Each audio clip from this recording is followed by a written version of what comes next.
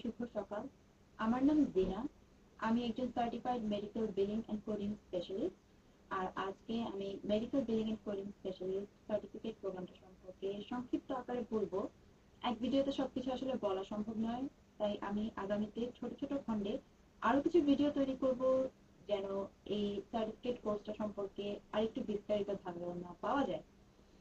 আমি আমার সিবিসিএস বা certified medical billing and coding specialist কোর্সটা করেছি একটি রিমোট ট্রেড স্কুল থেকে। স্কুলটার নাম হচ্ছে ইনস্টিটিউট অফ ক্যারিয়ার কন্টিনিউইটি বা আইসিসি। এই কোর্সটা করতে আমার লেগেছে $1000। এই কোর্সটার জন্য রিকোয়ারমেন্ট ছিল হাই স্কুল পাশ করা এবং তারপরে কোনো একটা ট্রেড স্কুলে ভর্তি হওয়া। তো ট্রেড স্কুলে ভর্তি হওয়ার পরে আমার ক্লাসগুলো হয়েছে উইকডেতে, অর্থাৎ সন্ধ্যাবেলায়। সন্ধ্যা 6টা থেকে রাত 8:30 পর্যন্ত প্রতিদিন ক্লাস হতো। আর উইকেন্ডে অর্থাৎ শনিবারে একটা করে পরীক্ষা হতো। আমার কোর্সটার সাথে আমাকে একটি টেক্সট বুকও দেওয়া হয়েছিল, যেটা একটা ডিজিটাল টেক্সট বুক। নাম হচ্ছে Pearson's comprehensive health insurance 3rd addition.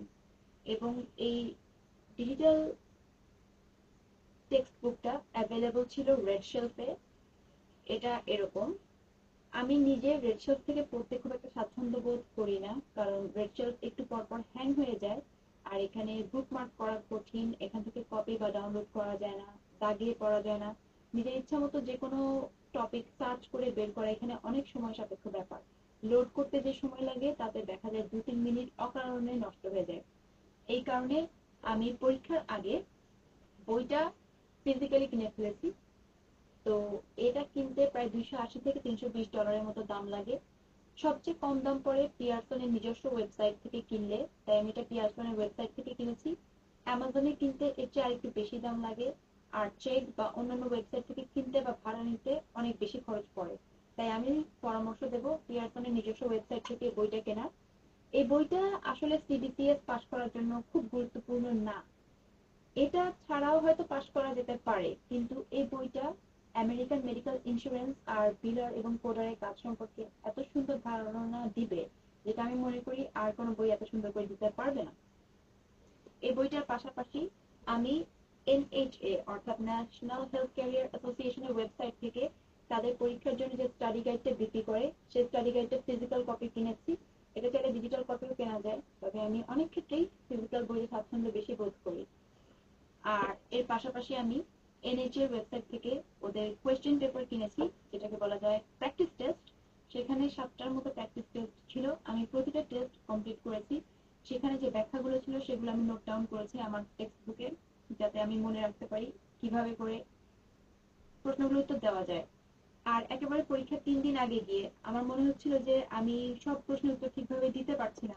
তাই আমি অ্যামাজন থেকে সার্চ করে আরেকটা বই বের করেছি, যেটা হচ্ছে ক্যামিলা সি পার্কিন্সের এনএইচএস সিবিসিএস স্টাডি গাইড।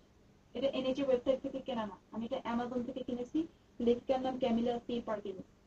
এই বইটা আমাকে খুবই সাহায্য করেছে সমস্ত বিষয়টা একটা সম্যক ধারণা পেতে।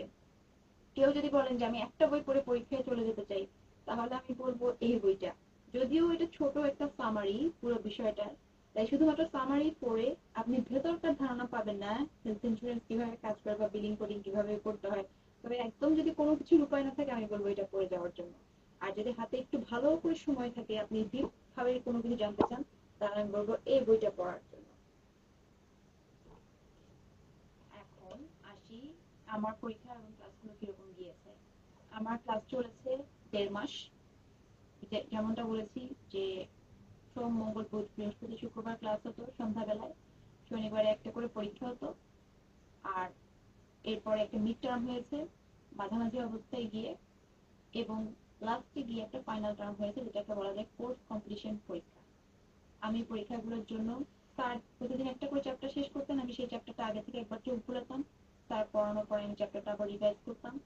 আর পরীক্ষায় বসার আগে আমি কুইজের থেকে প্রশ্ন দেখতাম, সেখান থেকে দেখে আমি পরীক্ষা বসতাম। এভাবে করে পরীক্ষা দেওয়ার কারণে আমার কোর্স কমপ্লিশন পরীক্ষায় আমি অনার্স মার্কস পেয়েছিলাম। এরপরে আমার যখন কোর্সটা কমপ্লিট হয়ে গেল ইনস্টিটিউট অফ ক্যারিয়ার কন্টিনিউইটির আন্ডারে, তখন আমি এনএইচএ ওয়েবসাইটে গিয়ে পরীক্ষার জন্য অ্যাপ্লিকেশন করেছি। তারপরে পরীক্ষা কিনেছি, ওখান থেকে পরীক্ষা কিনতে হয়।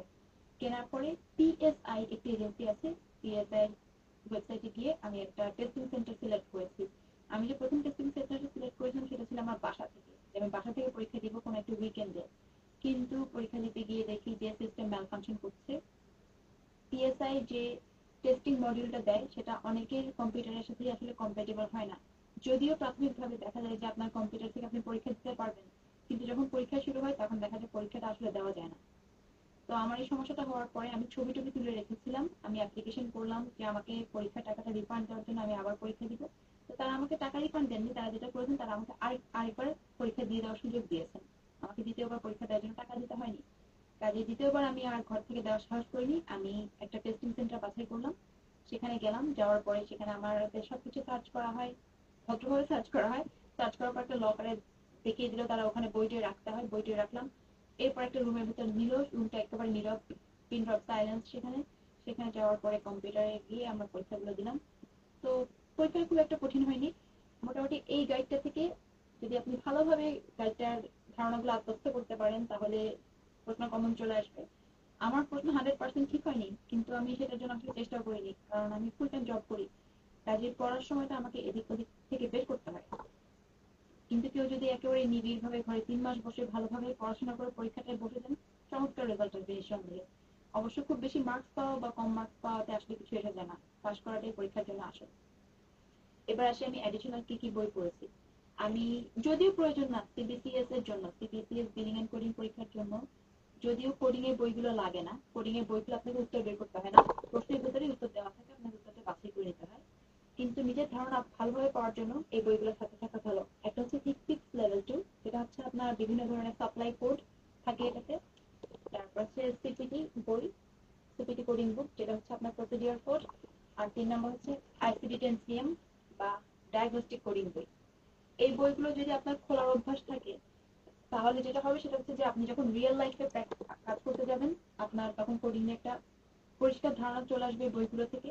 আর দ্বিতীয় হচ্ছে আমাদের এনএইচএস সিবিসিএস পরীক্ষা কিন্তু আসলে চাকরি পাওয়ার জন্য যথেষ্ট না। আপনাকে অবশ্যই এনএইচএস সিবিসিএসটা থেকে ধারণা নিয়ে পাশ করে এরপরে এএপিসি সিপিসি বা সিপিবি পরীক্ষা দেওয়া উচিত, অথবা আহিমার সাথে সিসিএস পরীক্ষা দেওয়া উচিত। সেগুলো আপনাকে জবের গ্যারান্টি দিবে মোটামুটি, আসলে ঠিক গ্যারান্টি দিবে না, তবে সেগুলো আপনাকে মোটামুটি জবের একটা সম্ভাবনা দিবে। কিন্তু এনএইচএস সিবিসিএস আপনাকে জবের সম্ভাবনা খুব একটা উন্মুক্ত করে দিবে বলে আমার মনে হয় না। আমি নিজেই অবশ্য সিবিসিএস করার পরে প্রতিদিন চেক করি, কিন্তু আমি জব খুঁজছি না, আমি অলরেডি ফুল টাইম জব করি। আমি মাঝে মাঝে ওয়েবসাইটে গিয়ে চেক করি সিবিসিএস কেউ চায় কিনা, এবং আমি এখন পর্যন্ত মাত্র একটা চাকরি পেয়েছি যেখানে সিবিসিএস তারা চাইছেন। সবাই আসলে চান এএপিসির সিপিসি অথবা আহিমার সিপি, আহিমার সিসিএস। কাজেই আপনি সিবিসিএসটা চাইলে করে রাখতে পারেন, এটা আপনাকে একটা মিনিমাম আইডিয়া দিবে। যদি আপনার চেনা কোনো ডাক্তার থাকে তার অফিসে আপনার কাজ করতে সুবিধা হবে, বা আপনি যদি অলরেডি বিলার হিসেবে কাজ করতে থাকেন তাহলে এটা আপনার ধারণাটা একটু পরিষ্কার করবে আপনি কি করছেন সেটা সম্পর্কে। কিন্তু আমি, কেউ যদি পরামর্শ চায় যে আমি কোন কোর্সটা করব, আমি বলবো যে আপনি এএপিসি আন্ডারে সিপিসি অথবা আহিমার আন্ডারে সিসিএস করুন। আর যদি একদম ছোটখাটো কিছু দিয়ে শুরু করতে হয় তাহলে আপনি সিবিসিএস করতে পারেন, কিন্তু এটা আপনাকে চাকরির কোনো সম্ভাবনা উন্মুক্ত করে দিবে না। এটাই হচ্ছে আমার আজকের ছোট্ট ভিডিও। কারো যদি ভালো লাগে কাইন্ডলি প্লিজ লাইক করবেন আমার ভিডিওটা, আমার চ্যানেল সাবস্ক্রাইব করবেন। আমি পড়াশোনা সংক্রান্ত বিভিন্ন জিনিস আমার চ্যানেলে আপলোড করে থাকি। আর যদি কোনো প্রশ্ন থাকে কমেন্ট বক্সে রাখবেন। আমি এরপর থেকে ছোট ছোট সেগমেন্টে বিলিং আর কোডিং এর ছোট ছোট পড়া অংশগুলো তুলে ধরবো আমার ভিডিওতে। সাথে থাকার জন্য ধন্যবাদ।